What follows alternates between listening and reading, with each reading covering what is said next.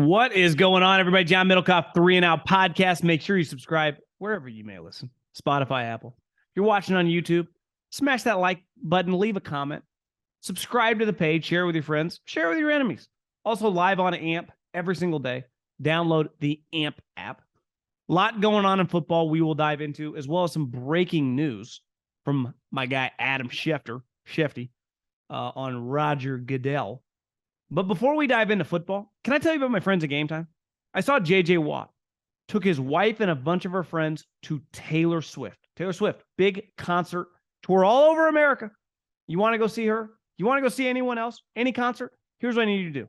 Download the Gametime app, sign up, and my first-time users with the promo code JOHN, that's my name, John, get $20 off. How do you beat that? These inflationary times, save $20. I got you. You want to go to a concert? You want to go to a comedy show? Major League Baseball? Opening day's right around the corner. March Madness, we got Sweet 16, the Elite Eight, the Final Four. You want to go to that? Your squad's still in the tournament? Type in Gametime to the App Store. Download it. Fastest growing ticket website in America. Promo code John, $20 off. Can't recommend enough. Take your friends. Take your wife. Take your dad or mom. Whoever you want. Do it on me. You don't even need to say thank you. Just use the promo code John.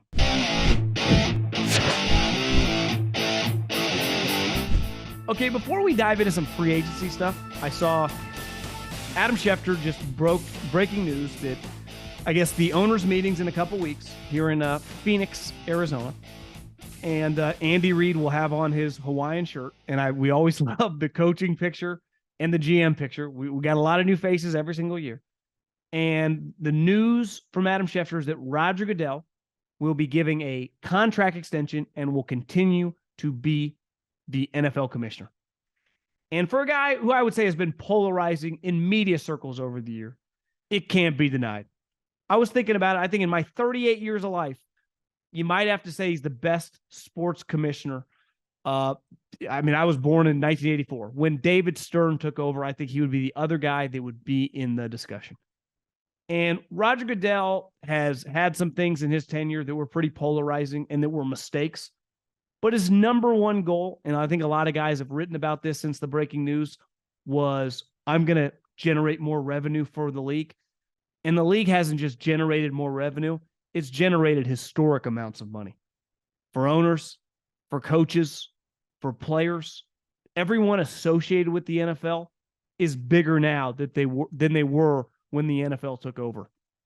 And to me, the other thing he has done, and some of it is out of his control, I think football benefits a lot from the way we're wired now in 2023. Less time, not because we have less time in a day. There's still 24 hours, but we just got more options. Our phone comes with us everywhere. Our attention spans are much smaller, and the NFL is tailor-made for that. It's once a week on Sunday when none of us work. And then his primetime games are Monday night and Thursday night. And never forget Thursday night,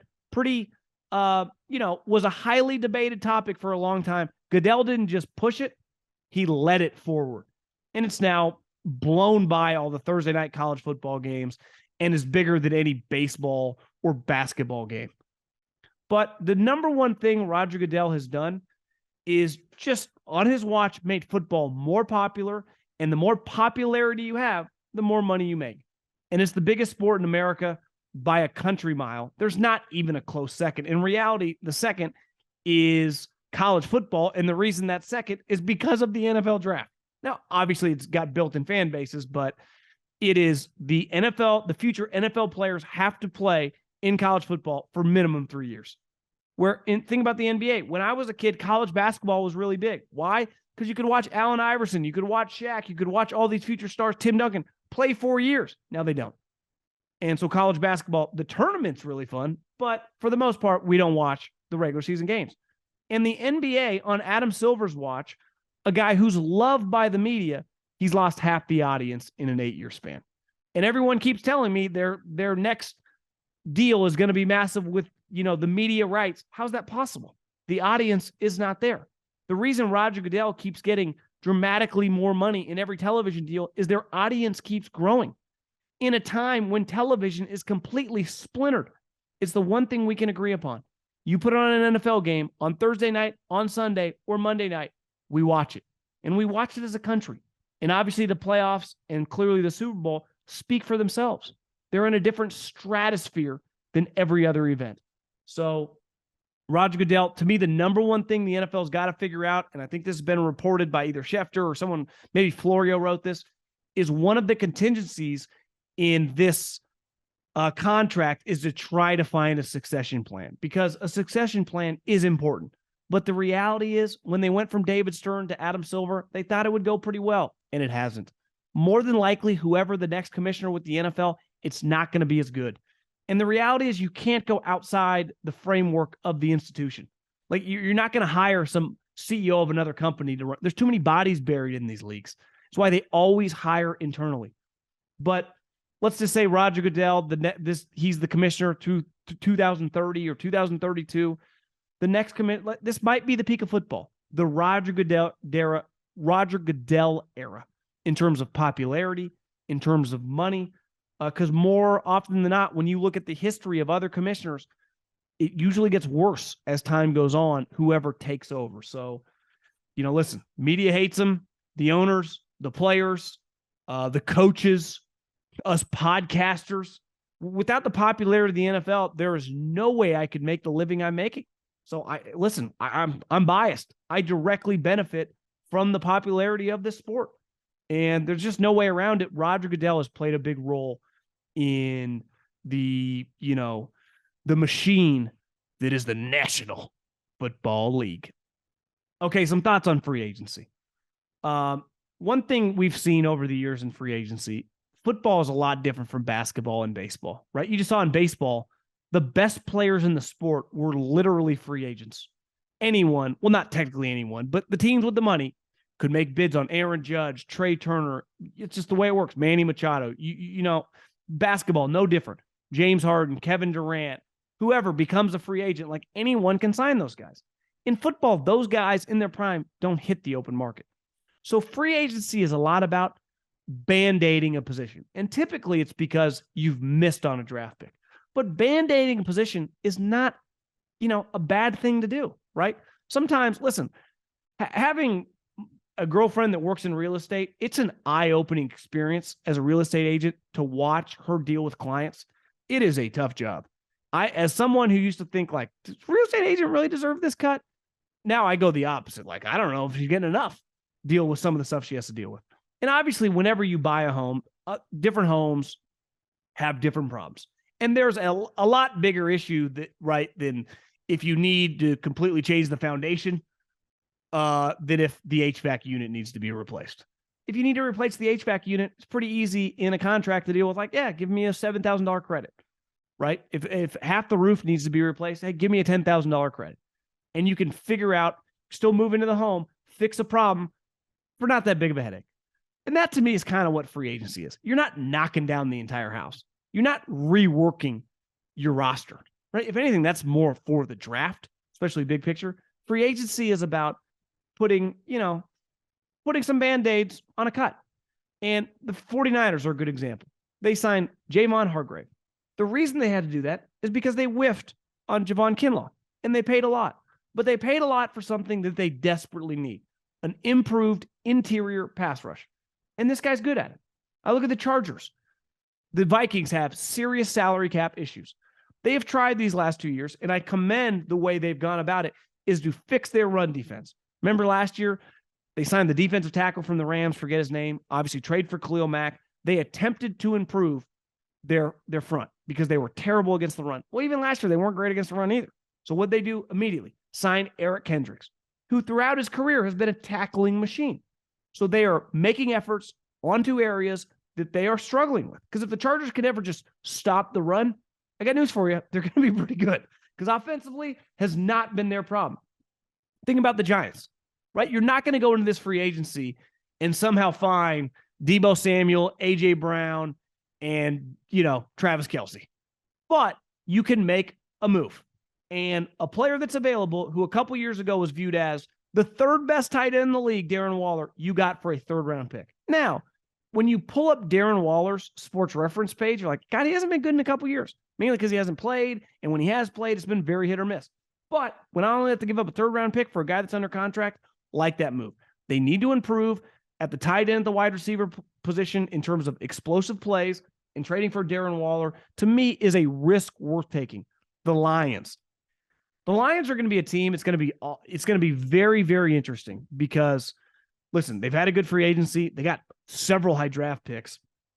Everyone, they're the betting favorite. Literally, they are to win the NFC North because we all know Aaron Rodgers, which may go to the Jets by fucking, who knows? Maybe it happens in August. Maybe it happens next week. You know, I'm done waiting for it to happen. But he's going to be gone, and everyone's going to pick the Lions to win the division. And everyone's obviously going to pick the Lions probably to be a sleeper NFC team. There's going to be pressure on them. I was very pro Lions last year. The second half of the season, their offense is loaded with talent, stud offensive linemen. You can't watch Aiden Hutchinson and go, yeah, this guy's going to go to several Pro Bowls. Like this guy, like JJ Wattish, he's got something going on. Aiden Hutchinson's going to be a star in the league. And one issue they had is they couldn't cover anybody. So what did they do this offseason? They signed Emmanuel Mosley, DB from the 49ers, coming off an ACL injury. Really good starter when he's healthy. They signed CJ Gardner-Johnson from the Eagles. I would imagine they draft the DB relatively high. So they start filling positions of need with free agency, specifically with the corner and the safety from the Eagles. So the key to free agency when you're a good team is to just incrementally improve on the margins. Occasionally, you could argue Hargrave might have been in a vacuum the most talented player, but for the most part, there aren't just a bunch of sweet players hitting free agency, but you can take advantage of it. I saw it, you saw it last year with the Jags. Everyone talks shit about the Christian Kirk contract, but he was pretty good for them, especially when you look around the wide receiver room. It wasn't great. He made a pretty big impact. So when you make the right move in free agency, you can fill a specific need. You're not going to change your franchise unless it's a quarterback and it's like Peyton Manning, right? Or Drew Brees. That's not usually what happens. And a lot of times quarterbacks move teams. It looks like Russell Wilson did last year, right? Or Deshaun Watson. Sometimes it can be pretty bumpy. So I like a lot of the moves on the margins, and some of these playoff teams got better. Two moves that happened over the weekend that I like a lot. Just because you suck does not mean you should just get rid of players. One thing in football is you can go from pretty shitty to competitive really, really quickly. And I always hate when new coach gets there and they just get rid of every player that can play. The Patriot guys historically always do that. They get to a place and they usually have a head coaching opening for a reason. So, they need new blood, new whatever. But not every player stinks. You can coach some of these guys on the roster. Now, sometimes complete teardown. Remember, if you're old enough to remember this, when Pete Carroll and John Schneider took over Seattle, I think the first year they were in charge, they set a record for NFL transactions. Cutting guys, trading guys, releasing guys, signing guys. They were just, churning the waiver wire. It was crazy. But a lot of times you can take over a place and just look at Brian Daboll. Got there, didn't just throw Daniel Jones to the side. Worked him, coached him. Now he's starting quarterback. Saquon Barkley easily could have showed up and just traded Saquon Barkley. No, coached him up, worked him. Now he's playing well, right? To me, the most legendary one was the 49ers and Jim Harbaugh. Now, they had big names, but they had not been winning. He didn't try to trade like Patrick Willis or Vernon Davis or Joe Staley or Frank Gore or Crabtree. He just worked with them all and then immediately won. Now, when I see the Texans, it'd be easy to D'Amico gets there, talk to Caserio. Let's just start it all from scratch. One of the rumors was the Chiefs were sniffing around Laremy Tunsil. He's only 28 years old. He's still a really good left tackle. And the Texans just signed him to a 3-year, $75 million contract. They gave him $50 million guaranteed. And people are like, why are you paying? What's the point? Well, the point is, where do you find left tackles? Where are there human beings that are 6'5", 320 pounds that are good at that position? How many good left tackles does the NFL have? 10 max? So if you have one of them, you might as well just keep them. And let's say the Panthers draft CJ Stroud and you get Bryce Young. And let's just say Bryce Young is immediately pretty good. And all of a sudden you look up, D'Amico's a really good coach, and you're a 7-8 win team. And now everyone's bullish on you. You still got picks because you got the Browns pick. And now you can turn it around within a year or two. So I love that move. I saw a lot of people why are they doing this? Well, why are you doing this? You got a good player at a position that's very hard to, to find a replacement. And even if you do find the replacement, that position is very expensive. You might as well just roll with them. And Laremy Tunsil is a pretty good businessman. He got paid when he was 25 years old, when he was traded to the Texans, and he got paid again. And he keeps signing shorter term deals. And everyone's like, Lamar Jackson, $230 million. They offered him $133 million. I said this at the time. He could have signed that deal and been a free agent again when he was 28 years old, i.e. Laremy Tunsil. Now there's always a risk. It's football. You can get injured. Laremy Tunsil's having a pretty good time, printing that cash. And the other move is there were a lot of people like Odell Beckham. He had a tweet or an Instagram I can't even follow. Clearly he, denied he thinks he's worth $20 million, but he thinks he's definitely worth some money. I'd argue, Odell, actually you're not. You've torn 2 ACLs in 3 years. You are not a durable player. You're getting older now. There are a million wide receivers in the league. I'd argue you're like a $2 million player with incentives to get you to like 7 or 8. But I couldn't pay you $4 million if I was a general manager. I think it's pretty clear. No general managers can. That's why he's a free agent. And clearly the Cowboys, like once they lost Amari Cooper, they lost a little bit of the balance on offense, and they lost Cedric Wilson last year. Like they need a little more firepower. And trading for Brandin Cooks, who I think I read he's the first player who's been traded 4 times before he's 30. And it's not like he's some scrub. This guy is a very, very productive player. Loved him when he was at Oregon State. And yeah, you put him with CeeDee Lamb, you put him with, Pollard, like that offense is going to be good. And defensively, they already are good, and they kept their defensive coordinator. Like, I like that move a lot for the Cowboys. I think he's in the last year of his contract. The Texans are eating $6 million of the contract, so you're only paying him $12 million this year. If you can get 70, 80 catches out of him and another 90 for CeeDee Lamb, that's a pretty good 1-2 combination at wide receiver. That really is. Once upon a time, they got him because they wanted him and Hopkins together. So, and then I think it turned into him and Fuller.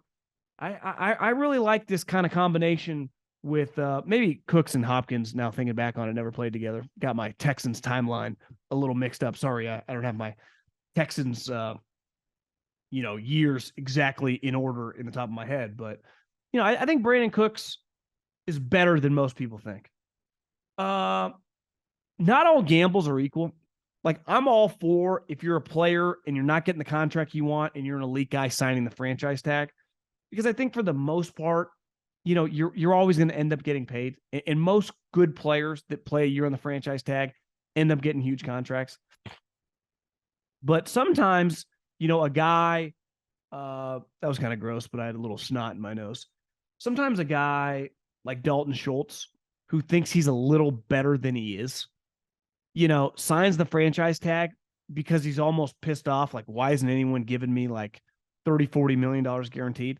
Well, here's the one thing. There are a couple positions that just don't get paid that much money. And in fairness to tight ends, they are dramatically underpaid. Like Travis Kelce, George Kittle, Darren Waller when he's rolling, Mark Andrews when he's healthy. Like these guys, if they're wide receivers making $18-20 million, those guys deserve that much money. But that's not the going rate, because positions in football are like real estate streets. Your comp is, well, what's another house on your street sell for? Same square footage, similar backyard. That house sold for $500,000. Your house is not going to sell for 1-2, right? So tight ends are based on other tight end contracts. And Dalton Schultz, Google his stats.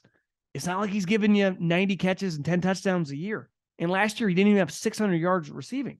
So now I think he just signed today with the Texans, but you come off a franchise tag year and you have to wait a week into free agency. Showed you he misplayed the market. And part of the reason you pay an agent in football is to know the market. Now, sometimes there are educated guesses. That's part of business. You're taking educated guesses when you make any transaction, right? When you buy a car, when you buy a stock, when you buy a home. But part of going into free agency is using the combine, and the time leading up is to know the market. What am I worth? And Albert Breer reported that he had 3 years, $36 million contract. Now, there might have been some hollow money, but clearly he underestimated his market. CJ Gardner-Johnson, a lot of people how did the Lions get him for $8 million? And his agent tweeted yeah, the Eagles offered us 3 for 24, but it was all fake money. Well, yeah, that's kind of a you problem. You need to know your market, because if your client is signing a week after free agency, clearly you went 3 or 4 days when you're getting offers your client doesn't like, because you have promised him money that actually isn't there, or else you would have taken it. So this is all a game of chess. I think Josina Anderson had tweeted out like agents are pissed, a lot of 1-year deals.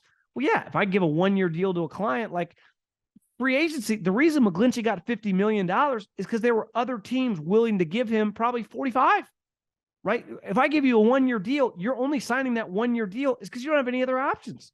There's no emotion in this. It's an emotionless business. Beside, like, obviously the Eagles, when they resign Fletcher Cox or Brandon Graham, I mean, there is emotion, when Jerry breaks Zeke off, certain teams with certain players, there is an emotional connection. But for the most part, with players that aren't yours in free agency, pretty emotionless. And some players have good representation and they play it right. And I think you see this Lamar thing, it's getting very emotional, and no deal's getting done. Because when you get too emotional, I would say in any transaction, whether it's a $200,000 condo, whether it's a $50 million contract, whether it's, something with your family, when emotion is involved, you don't always make the right decisions. And sometimes it clouds your judgment. And I think clearly in football, it happens with some of these guys that get franchised because they have this false identity that they're actually better than they are. And some guys are sweet. Some guys that get franchised are awesome, right? And other guys like Orlando Brown, franchised last year. Is he a franchise player? Like, I watch Orlando Brown. We just saw him hit the open market. He's the 16th highest paid tackle now in the league. So clearly he's not. And the Chiefs knew that, and that's why they moved on. One thing that jumped out to me, I love March Madness. I watched no college basketball. I don't think I watched throughout the entire year a full game of college basketball. Yet March Madness starts, I'm fucking glued. I watched a ton of March Madness. And I placed 2 future bets. I bet on the Arizona Wildcats, which lost in the first round, disaster. And I bet on the Gonzaga Bulldogs. And my logic was simply on Gonzaga. It's like flying a little under the radar. I think this could be their year. It's going to be hard. I mean, they play UCLA, but win 3 or 4 Gs. I think it's $3,500 if they win. But one thing that jumped out to me is like, and when I went to Fresno State, when I became a GA there in 2008, the administration was very like pro Title IX, and they were actually kind of anti-football. And there was reasoning behind it, because before I had shown up, within the previous couple of years, they had a women's basketball coach, and she was very good looking. And there was an incident with I can't remember if it was the athletic director or like assistant AD in a car wash where they're inappropriate touching, and she sued, and she won a ton of money, as well as the softball coach who thought her team, I think, was being treated unfairly, sued the university as well and won. So Fresno State had a Title IX problem, getting sued. They were going to go broke because they couldn't afford to make all these payouts because they were losing. So when I got there, football, we were at a disadvantage because we were not getting priority. Even though one of my favorite stories when I was there was a town hall meeting. So basically the AD speaks in the football meeting room because, that was the only space they could fit every single team, their coaching staff. So it wasn't players, just the coaching staff, kind of like a town hall. And Pat Hill, the coach at the time, who I worked for, came in like 15, 20 minutes late, right? The meeting was going. And when he walked in and sat down, I can't remember, it might have been the volleyball coach or the soccer coach, turns around and went like, must be nice to show up whenever you want.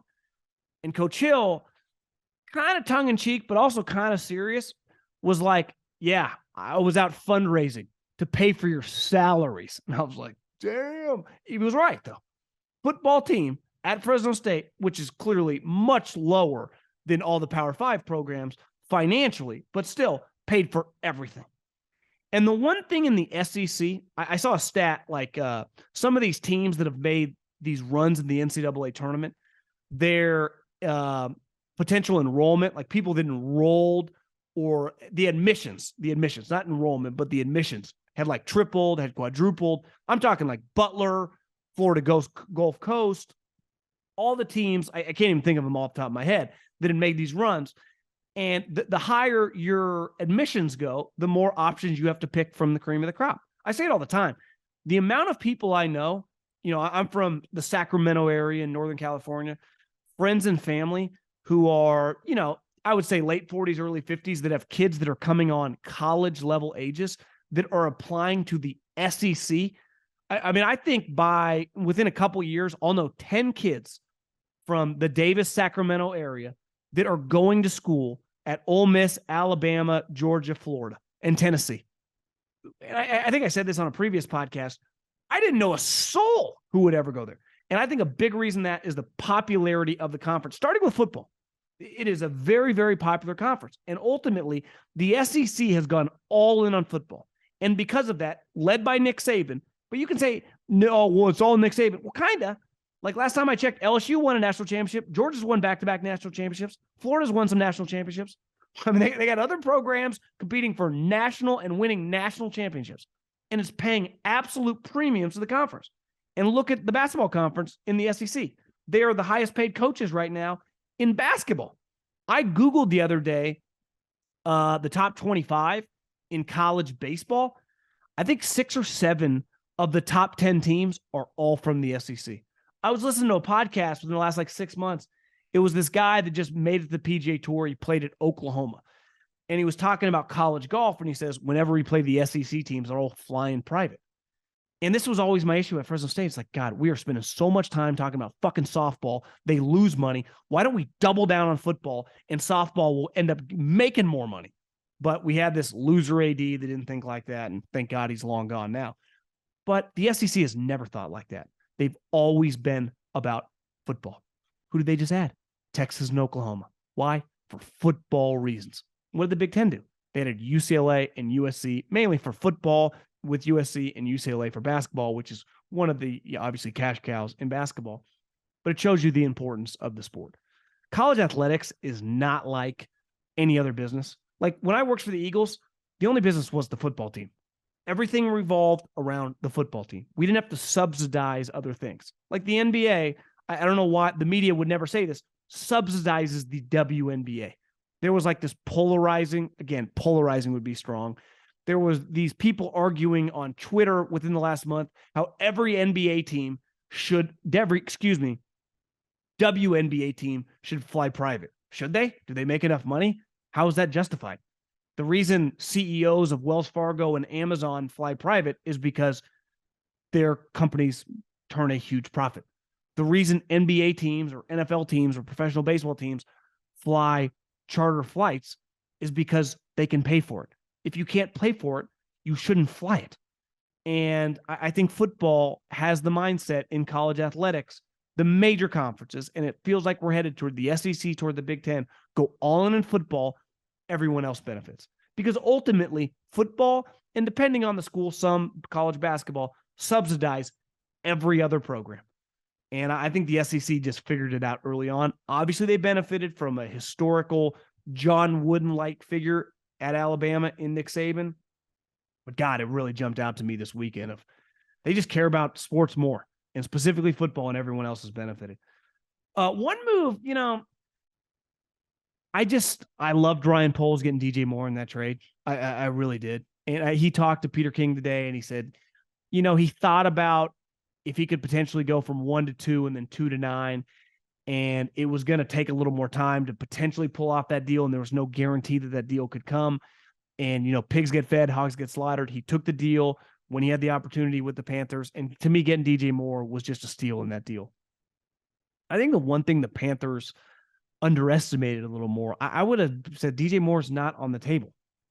You're not staying at 1. I don't think you're going to get a deal remotely close to pick 9, next year's 1. I would have given you next year's 2, and then maybe 2 more 2. I would have given other picks, but not traded DJ Moore. And I think they justified it by going, well, we can replace DJ Moore, maybe go cheaper. And they essentially did with Adam Thielen. But here's my thing with Adam Thielen. He's not remotely as good as DJ Moore. He's not as young as DJ Moore. And when you look, obviously statistically at him, but if you've watched him, and I'm an Adam Thielen fan, but that's your classic, listen, we can include him in this trade so we can get up to where we want. Because ultimately they would say, we're going to go or not go as far as the quarterback is going to take us. And we can find people to play that position, maybe not as good as him, but 80, 85%. And I think sometimes when you sign these older wide receivers, it's just very risky. It just can be very, very hit or miss. And sometimes you just get, I remember the Raiders signed Jordy Nelson. And then all of a sudden he just sucked and it was just over. And pretty much that happens a lot with some of these guys who especially lose speed. And Thielen's never been a blazer to begin with. So I just, the Panthers have gone all in on this quarterback. Who's this quarterback going to be throwing to? Like, who's he passing the ball to? Like, it's one of the things we say about Justin Fields where, listen, you can tell me he's not a great passer. Who the bleep was he throwing the ball to last year? Now, this year he's got no excuses, right? You added Chase Claypool, who I'm not the biggest fan of, but you get DJ Moore to go along with Mooney, Kmet, you draft another skill guy. Just time to roll, baby. But I don't know how we're going to judge whoever the hell the Panthers draft.